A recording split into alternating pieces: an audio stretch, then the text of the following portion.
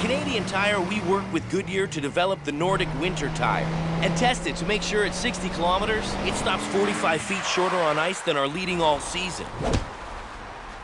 For safe winter driving, Canadian Tire's got it.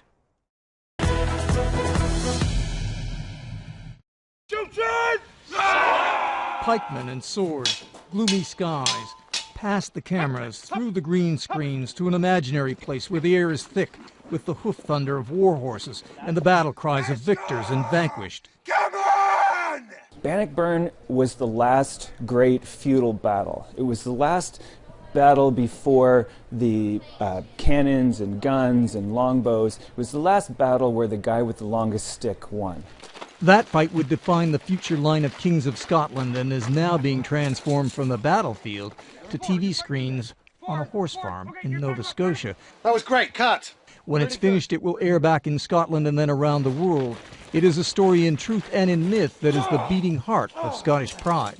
Robert Bruce was an outlaw, and he rejected this notion that we would meet in the field and have our knights clash. If you want this country, you come and get it. When the Scots met the English, they were few against many, but their passion and new guerrilla warcraft that choreographed pikemen to unseat mounted knights won the day. Charlie Allen heads a group of professional reenactors from Scotland, and sometimes it gets very real. Yeah, we've done work where we've been actually bowled over by horses at full gallop.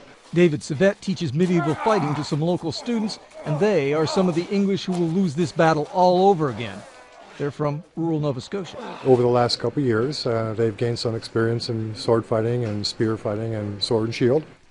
The story that started 700 years ago in Scotland with a blade will continue at the voting booths when Scots vote on independence this fall. In the meantime, nice to have a chance to brandish the blade. Rob North, CBC News, Halifax.